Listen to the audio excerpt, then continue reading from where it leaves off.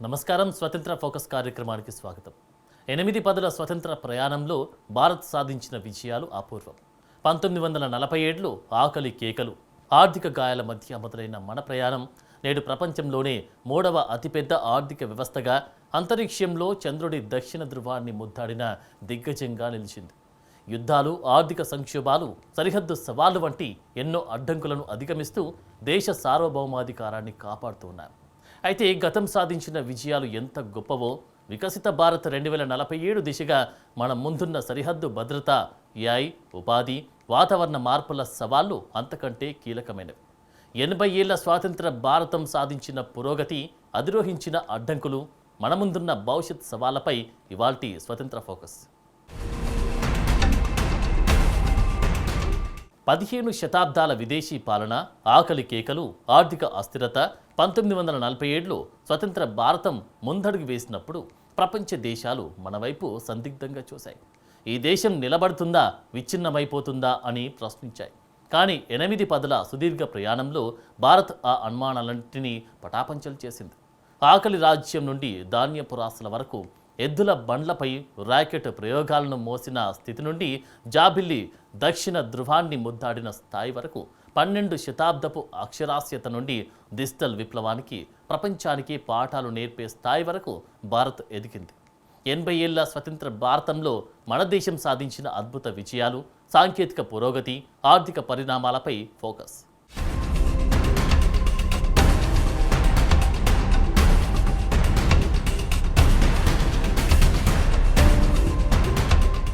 1947లో స్వతంత్రం వచ్చినప్పుడు భారతదేశం ఎదుర్కొన్న అతిపెద్ద సవాల్ ఆకలి. విదేశాల నుండి ధాన్యాలు దిగుమతి చేసుకుంటే తప్ప దేశ ప్రజల కడుపు నిండని పరిస్థితి. అయితే 1960ల కాలంలో ఎంఎస్ స్వామినాథన్ నేతృత్వంలో వచ్చిన హరిత విప్లవం దేశ భవిష్యత్తును మార్చివేసింది. అధిక దిగుబడినిచ్చే విత్తనాలు, ఆధునిక సాగు నీటి పద్ధతులు మన వ్యవసాయ రంగాన్ని నిలబెట్టాయి. ఆ తర్వాత వచ్చిన శ్వేత విప్లవం ద్వారా భారత్ ప్రపంచంలోనే అత్యధిక పాలు ఉత్పత్తి చేసే దేశంగా మారింది. నేడు జాతీయ ఆహార భద్రతా చట్టం ద్వారా కోట్లాది మందికి ఉచితంగా, రాయితీపై ధాన్యాలు అందిస్తూ ప్రపంచంలోనే అతిపెద్ద ఆహార భద్రతా వ్యవస్థను విజయవంతంగా నడుపుతున్నాం.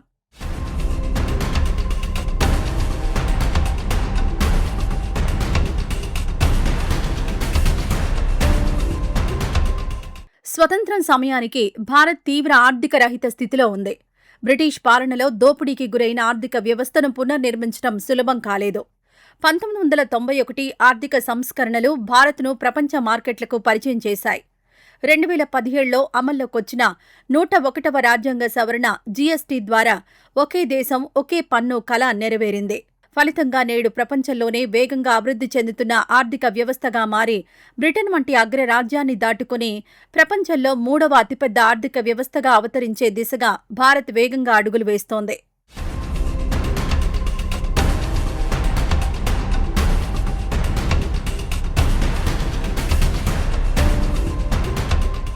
ఒకప్పుడు సమాచార సాంకేతికతలో వెనుకబడిన భారత్ నేడు గ్లోబల్ ఐటీ సేవలందించడంలో ప్రధాన శక్తిగా మారింది. దేశీయంగా రూపుదిద్దుకున్న డిజిటల్ పబ్లిక్ ఇన్ఫ్రాస్ట్రక్చర్ ప్రపంచ దృష్టిని ఆకర్షించింది. ముఖ్యంగా యూపీఐ ద్వారా నేడు ప్రపంచంలోనే అత్యధిక డిజిటల్ లావాదేవీలు భారత్లోనే జరుగుతున్నాయి. అగ్రరాజ్యాల్లో సైతం లేని విధంగా చిన్న చిన్న వ్యాపారులు కూడా క్యూఆర్ కోడ్తో లావాదేవీలు జరుపుతూ ఉండడం భారత్ సాధించిన డిజిటల్ విజయానికి నిదర్శనం.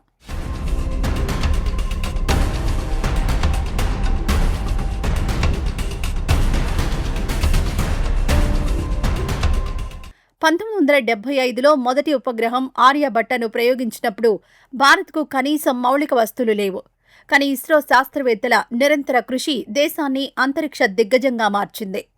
2013లో అత్యంత తక్కువ ఖర్చుతో మంగళయాన్ ద్వారా మొదటి ప్రయత్నంలోనే అంగారకుడి కక్షలోకి అడుగుపెట్టడం, 2023లో చంద్రయాన్ 3 ద్వారా చంద్రుడి దక్షిణ ధృవంపై కాలు మోపిన ప్రపంచంలోనే మొదటి దేశంగా నిలవడం భారత్ సాధించిన చారిత్రాత్మక విజయాలు.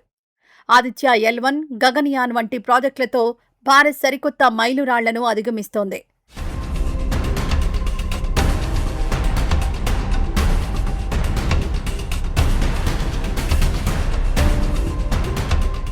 రవాణా రంగానికి మౌలిక వస్తులే వెన్నెముక.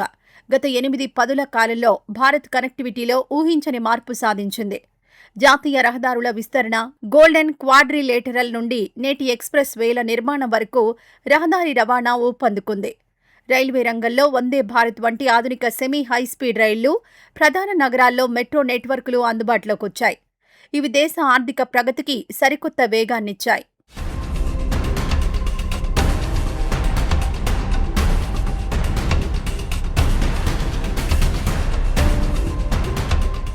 పంతొమ్మిది వందల 47లో దేశంలో అక్షరాస్యత కేవలం 12% మాత్రమే ఉండేది. నేడది 78% దాటింది. అక్షరాస్యతతో పాటు ప్రజల ఆరోగ్య ప్రమాణాలు పెరిగి సగటు ఆయుర్దాయం 32 ఏళ్ల నుండి 70 ఏళ్లకు పైగా పెరిగింది. జన్ధన్ యోజన ద్వారా కోట్లాది మంది సామాన్యులకు బ్యాంకింగ్ రంగాన్ని అందుబాటులోకి తెచ్చి డైరెక్ట్ బెనిఫిట్ ట్రాన్స్ఫర్ ద్వారా మధ్యవర్తులు లేకుండా సంక్షేమ పథకాల ఫలాలను నేరుగా లబ్ధిదారులకు అందిస్తూ సామాజిక సమానత్వానికి పునాదులు వేశాం.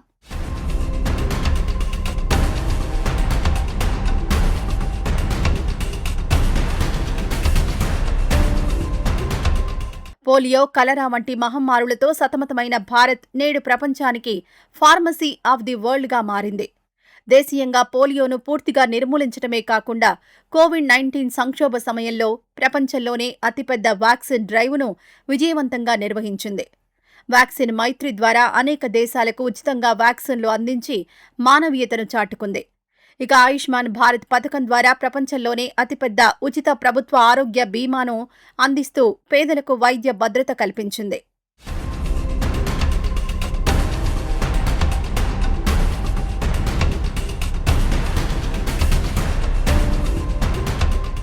స్వతంత్ర పోరాటం నుండి నేటి ఆధునిక యుగం వరకు భారతీయ మహిళలు అన్ని రంగాల్లోనూ తమ ప్రతిభను చాటుకుంటున్నారు. విద్య, ఉద్యోగం, రక్షణ, అంతరిక్ష రంగాల్లో పురుషులతో సమానంగా దూసుకుపోతున్నారు. చట్టసభల్లో మహిళా ప్రాతినిధ్యాన్ని పెంచేందుకు తెచ్చిన 106వ రాజ్యాంగ సవరణ నారీ శక్తి వందన్ అథీనియం చట్టసభల్లో మహిళలకు 33% రిజర్వేషన్లు కల్పిస్తూ వారిని రాజకీయ నిర్ణయాధికారులుగా మార్చే దిశగా గొప్ప మైలురాయిగా నిలిచింది. ఒకప్పుడు క్రికెట్కు మాత్రమే పరిమితమైన భారత క్రీడారంగం నేడు బహుముఖ వికాసం సాధించింది. ఒలింపిక్స్లో అభినవ్ బింద్రా, నీరజ్ చోప్రాల వ్యక్తిగత స్వర్ణ పతకాలు దేశంలో కొత్త క్రీడా సంస్కృతికి ప్రాణం పోశాయి. క్రికెట్ ప్రపంచ కప్లు సాధించడమే కాకుండా బ్యాడ్మింటన్, బాక్సింగ్, రెజ్లింగ్, చెస్, ప్రపంచ గ్రాండ్ మాస్టర్లలో భారత క్రీడాకారులు ప్రపంచ వేదికలపై జాతీయ జెండాను రెపరెపలాడిస్తున్నారు.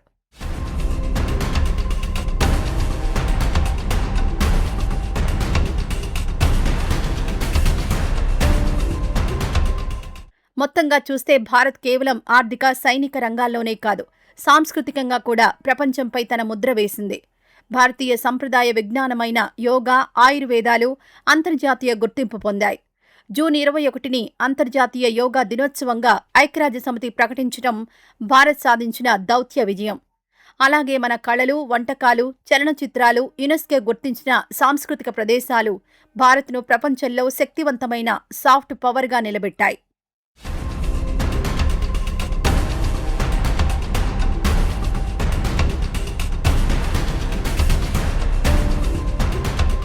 ఏ దేశ ప్రయాణమైనా పూల బాట మాత్రమే కాదు, ముళ్ళ బాటలను దాటుకుంటూ వెళ్ళినప్పుడే ఆ జాతి బలం ఏంటో ప్రపంచానికి తెలుస్తోంది.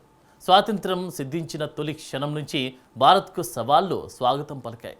రక్తపాతం, మధ్య విభజన గాయాలు, సరిహద్దుల వద్ద శత్రు దేశాల దాడులు, దివాలా తీసే స్థితికి చేరిన ఆర్థిక సంక్షోభాలు, ప్రజాస్వామ్యానికి పరీక్షగా నిలిచిన అత్యవసర పరిస్థితి, ఇలా ఎన్నో అడ్డంకులు. కానీ భారత్ ఎల్లప్పుడూ లొంగిపోలేదు. ప్రతి సంక్షోభాన్ని ఒక అవకాశంగా మార్చుకుంది.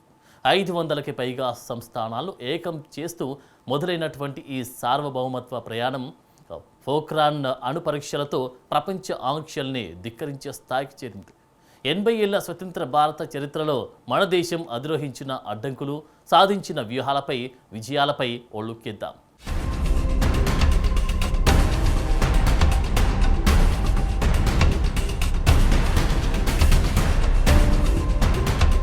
1947లో బ్రిటిష్ వారు భారత్ను వదిలి వెళ్లేటప్పుడు దేశం 500కు పైగా చిన్న చిన్న సంస్థానాలుగా విడిపోయి ఉంది. భారత్ను ముక్కలు చేయాలనే విదేశీ కుట్రలను ఉక్కు మనిషి సర్దార్ వల్లభాయ్ పటేల్ తన సమర్థవంతమైన దౌత్యంతో తిప్పికొట్టారు. సంస్థానాలన్నింటినీ విలీనం చేసి ఏక భారత్ను ఆవిష్కరించారు. ఆ సుదీర్ఘ ప్రయాణంలో దశాబ్దాలుగా నలుగుతున్న జమ్మూ కాశ్మీర్ సమస్యకు 2019లో ఆర్టికల్ 370 రద్దుతో శాశ్వత పరిష్కారం లభించింది. ఒకే రాజ్యాంగం, ఒకే చట్టం అమల్లోకి రావడం ద్వారా దేశ సార్వభౌమాధికారం, సమైక్యత మరింత బలపడ్డాయి.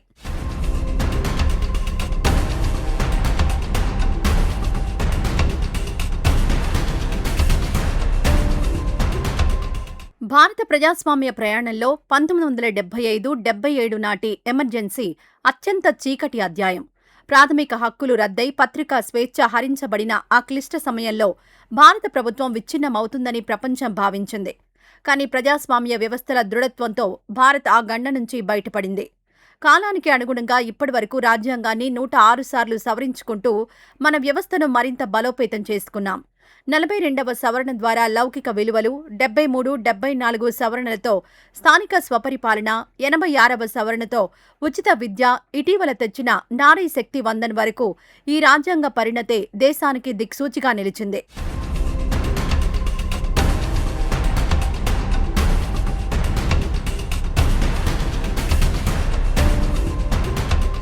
స్వతంత్రం వచ్చిన వెంటనే 1947-48లో పాకిస్తాన్ ప్రేరేపిత ఆక్రమణలతో మొదలైన సరిహద్దు సవాళ్లు భారత్కు నిరంతర పరీక్షగా మారాయి.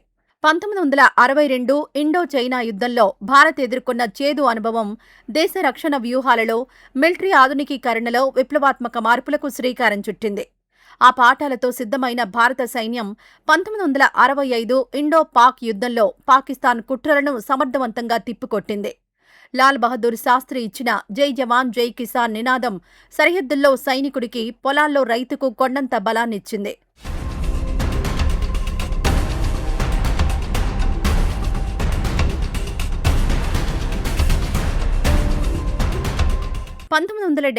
యుద్ధం భారత సైనిక చరిత్రలోనే కాక ప్రపంచ భౌగోళిక రాజకీయాల్లోనే ఒక మహత్తర ఘట్టం. తూర్పు పాకిస్తాన్లో జరుగుతున్న మానవ హక్కుల ఉల్లంఘనలను, శరణార్థుల సంక్షోభాన్ని అరికట్టేందుకు భారత్ చేసిన యుద్ధం పాకిస్తాన్ను కోలుకోలేని దెబ్బతీసింది. ఇందిరాగాంధీ నాయకత్వంలో జనరల్ మానేక్ షా వ్యూహంతో భారత సైన్యం కేవలం 13 రోజుల్లో పాకిస్తాన్ను లొంగదీసుకుంది. 93,000 మంది పాక్ సైనికులు ఆయుధాలు వీడి లొంగిపోవడం ప్రపంచ సైనిక చరిత్రలోనే అతిపెద్ద లొంగుబాటుగా నిలిచింది. ఫలితంగా బంగ్లాదేశ్ అనే నూతన దేశం ఆవిర్భవించింది.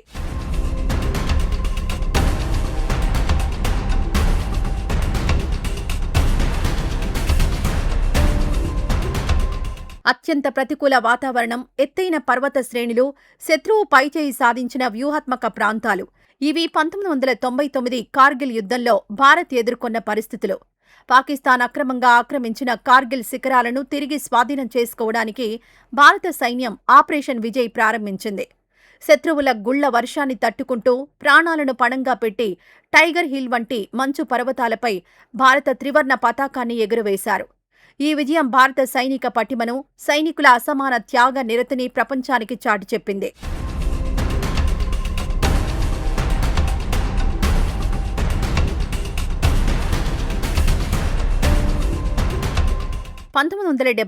లో బుద్ధ పూర్ణిమ, 1998లో పోఖ్రాన్ 2 రాజస్థాన్ ఎడారిలో భారత్ నిర్వహించిన రహస్య అణు పరీక్షలు ప్రపంచ దేశాలను దిగ్భ్రాంతికి గురిచేశాయి. అటల్ బిహారీ వాజ్పేయి నేతృత్వంలో 1998లో సాధించిన ఈ విజయం భారత్ను అధికారిక న్యూక్లియర్ పవర్గా నిలబెట్టింది. అమెరికా సహా బహుళ దేశాలు విధించిన తీవ్ర ఆర్థిక ఆంక్షలను భారత్ నిలకడగా ఎదుర్కొంది.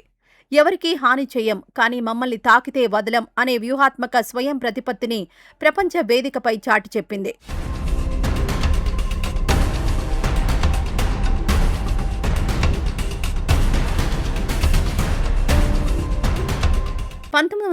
ల ప్రారంభంలో భారత్ ఎదుర్కొన్న తీవ్ర ఆర్థిక సంక్షోభం దేశాన్ని దివాళా తీసే స్థితికి తెచ్చింది.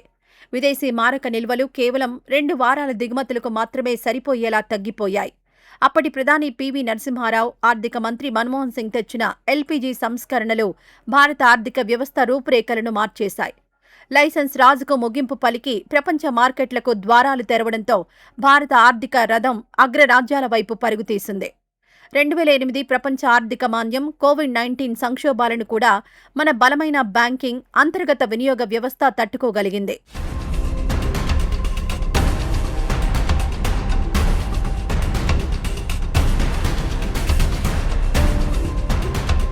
బహిర్గత యుద్ధాలే కాక దశాబ్దాల పాటు భారత్ను అంతర్గత తీవ్రవాద సవాళ్లు వేధించాయి.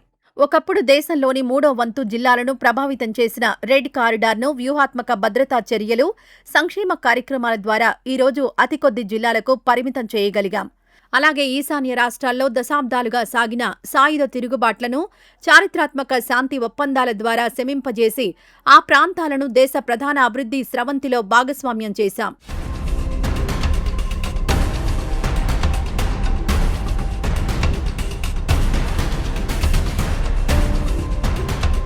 సరిహద్దుల్లో మారుతున్న వ్యూహాలకు అనుగుణంగా భారత్ తన రక్షణ విధానాన్ని రక్షణాత్మక స్థానం నుండి ఆక్రమణాత్మక ప్రతిస్పందన వైపు మళ్లించింది. 2016 సర్జికల్ స్ట్రైక్స్, 2019 బాలాకోట్ వైమానిక దాడులు శత్రు భూమిలోకి వెళ్లి దాడి చేసే భారత నూతన వ్యూహాత్మక తెగింపునకు నిదర్శనాలు. మరోవైపు ఆత్మనిర్భర్ భారత్ కింద స్వదేశీ రక్షణ ఉత్పత్తులకు ప్రాధాన్యతనిస్తూ ఐఎన్ఎస్ విక్రాంత్, తేజస్, బ్రహ్మోస్లను సొంతంగా తయారు చేసుకుని రక్షణ రంగంలో స్వాలంబన సాధిస్తున్నాం.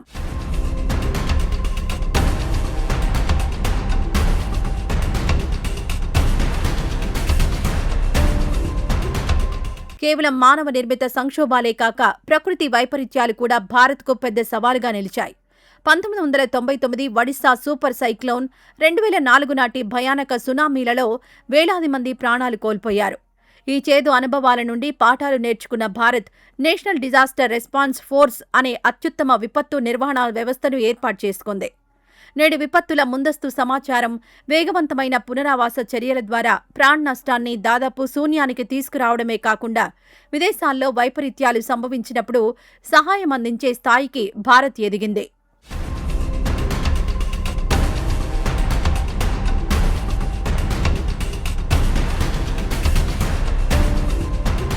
గడిచిన 80 ఏళ్ల స్వతంత్ర ప్రయాణంలో భారత్ సాధించిన విజయాలు ఎంత గొప్పవో, వికసిత భారత్ లక్ష్యంతో రేపటి స్వప్నాలను సాకారం చేసుకునే దిశగా మన ముందున్న సవాళ్లు అంతకంటే బాధ్యతతో కూడుకున్నవి. ఒకవైపు 2047 నాటికి సమగ్ర అభివృద్ధి చెందిన దేశంగా మారాలనే దృఢ సంకల్పం, మరోవైపు శరవేగంగా మారుతున్న ప్రపంచ రాజకీయాలు, నూతన సాంకేతిక బెదిరింపులు. కేవలం ఆర్థిక వృద్ధి మాత్రమే సరిపోదు. సరిహద్దు భద్రత నుంచి నేటి భద్రత వరకు, ఆర్టిఫిషియల్ ఇంటెలిజెన్స్ సవాళ్ల నుంచి వాతావరణ మార్పుల వరకు భారత్ అధిగమించాల్సిన నూతన మైలురాళ్లు ఎన్నో ఉన్నాయి. ప్రపంచంలోని ఆర్థిక యువశక్తి కలిగిన భారత్ రేపటి సవాళ్లను ఎదుర్కొంటూ విశ్వ గురువులా ఎలా నిలబడబోతుంది? రాబోయే కాలంలో మన ముందున్న ప్రధాన సవాళ్లు, వ్యూహాత్మక కార్యాచరణలు ఏంటి?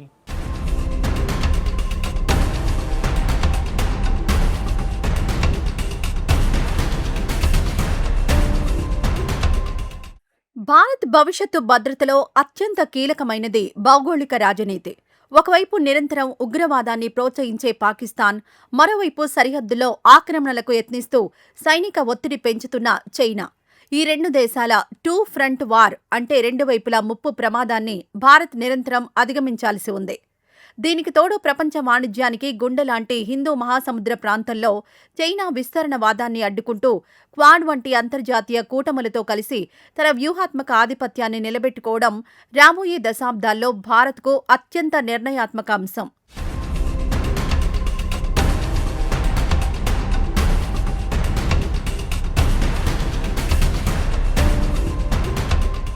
సాంకేతిక పరిజ్ఞానం ఎంత వేగంగా పెరుగుతుందో అంతే స్థాయిలో నూతన ముప్పులు ముంచుకొస్తున్నాయి. భారతదేశ డిజిటల్ పబ్లిక్ ఇన్ఫ్రాస్ట్రక్చర్ అయిన యూపీఐ, ఆధార్, బ్యాంకింగ్ గ్రిడ్లపై సైబర్ దాడుల ప్రమాదం పొంచి ఉంది. భవిష్యత్తు యుద్ధాలు సరిహద్దుల్లో కాక డిజిటల్ నెట్వర్క్లలో జరిగే అవకాశం ఉంది. ఆర్టిఫిషియల్ ఇంటెలిజెన్స్ విస్తరణతో డీఫేక్, సమాచార మార్పిడిలో అబద్ధాల ప్రచారం, డేటా ప్రైవసీ వంటి సవాళ్లు ఎదురవుతున్నాయి.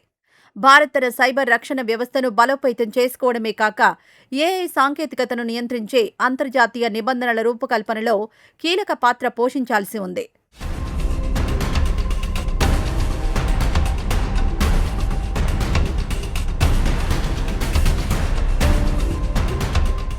ప్రపంచంలోనే అత్యంత పిన్న వయస్కులైన జనాభా సగటు వయస్సు 28 ఏళ్లు కలిగి ఉండడం భారత్కు అతిపెద్ద బలం. అయితే ఈ జనాభా లాభం, నిరుద్యోగం వల్ల జనాభా శాపంగా మారకుండా చూసుకోవడం ప్రభుత్వాల ముందున్న అతిపెద్ద సవాల్. సాంకేతికత మారిన వేగంతో సంప్రదాయ ఉద్యోగాలు కనుమరుగవుతున్నాయి.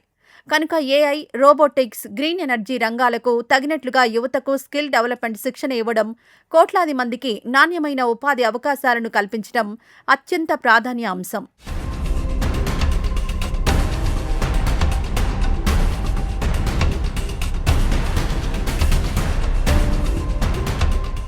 భారత్ జీడీపీ పరిమాణంలో ప్రపంచంలో 3వ స్థానానికి చేరుకుంటున్నప్పటికీ తలసరి ఆదాయంలో ఇంకా చాలా దూరం ప్రయాణించాల్సి ఉంది. నగరాలు, గ్రామాల మధ్య, అలాగే సంపన్నులు, పేదల మధ్య పెరుగుతున్న ఆర్థిక అసమానతలు తగ్గించడం అత్యంత ప్రధానం. ఆర్థిక వృద్ధి ఫలాలు కేవలం కొన్ని పరిశ్రమలకే పరిమితం కాకుండా క్షేత్రస్థాయిలోని సామాన్యుడి వరకు చేరినప్పుడే అది నిజమైన సమగ్ర అభివృద్ధి అనిపించుకుంటుంది.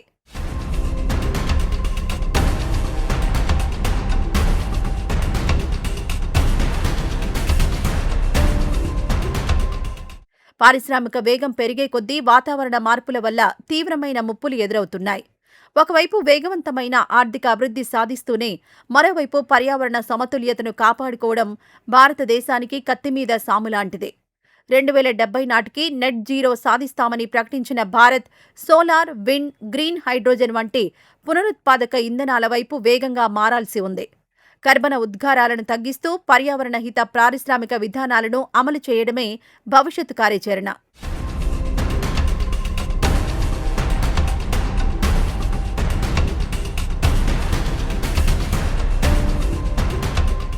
రాబోయే దశాబ్దాల్లో భారత్ ఎదుర్కోబోయే తీవ్రమైన అంతర్గత సంక్షోభం నీటి ఎద్దడి.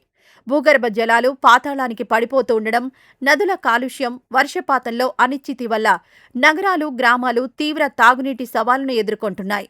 దీనికి తోడు గ్రామాల నుండి నగరాలకు వలసలు పెరిగి పట్టణీకరణ వేగంగా జరుగుతోంది. స్మార్ట్ సిటీలు, తగినంత మౌలిక సదుపాయాలు, శాస్త్రీయ చెత్త నిర్వహణ, నీటి పునరుత్పత్తి వ్యవస్థలను యుద్ధ ప్రాతిపదికన నిర్మించకపోతే భారత నగరాలు తీవ్ర ఒత్తిడికి లోనవుతాయి.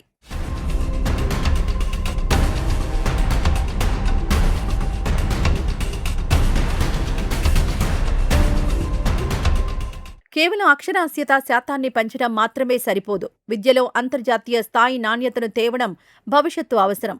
నూతన జాతీయ విద్యా విధానం ద్వారా విద్యా వ్యవస్థలో విప్లవాత్మక మార్పులకు శ్రీకారం చుట్టినప్పటికీ క్షేత్రస్థాయిలో నాణ్యమైన శిక్షణ, సృజనాత్మక ఆలోచనలను ప్రోత్సహించాల్సి ఉంది. ప్రపంచ స్థాయిలో కొత్త ఆవిష్కరణలు, పరిశోధనలు జరగాలి. అంతర్జాతీయంగా ఎక్కువ పేటెంట్లు సాధించే దేశంగా భారత్ ఎదిగినప్పుడే సాంకేతికతకు కేవలం వినియోగదారుగా కాక ఉత్పత్తుల సృష్టికర్తగా మారగలదు.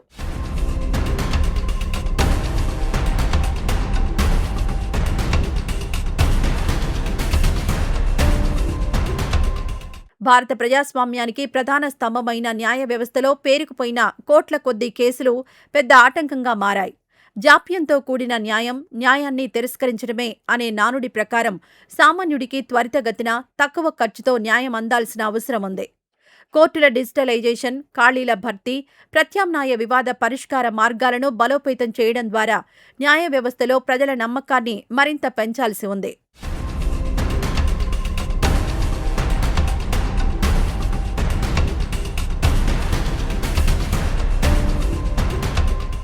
ప్రస్తుతం భారత్ అత్యధిక యువత దేశమే అయినప్పటికీ రాబోయే 20 నుండి 30 ఏళ్లలో భారత జనాభా స్వరూపం మారబోతోంది. సగటు ఆయుర్దాయం పెరగడం, జననాల రేటు తగ్గడంతో వయోవృద్ధుల జనాభా గణనీయంగా పెరుగుతుంది. వారికి తగిన సామాజిక భద్రతలో భాగంగా పింఛన్లు, నాణ్యమైన మెడికల్ కేర్, వృద్ధాప్య సంరక్షణ మౌలిక సదుపాయాలను ఇప్పటినుంచే ప్రణాళికాబద్ధంగా సిద్ధం చేసుకోవడం ప్రభుత్వాల ముందున్న సుదూర భవిష్యత్ సవాల్.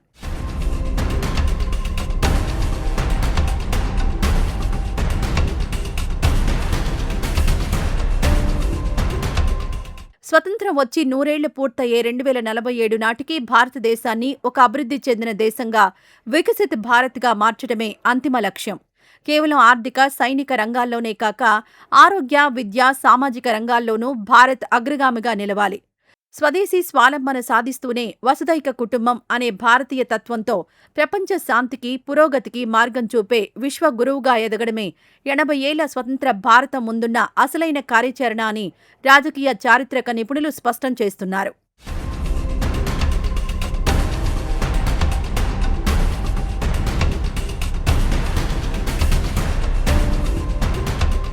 చూశారుగా 80 ఏళ్ల స్వతంత్ర భారత ప్రయాణం ఎంత స్ఫూర్తిదాయకమో.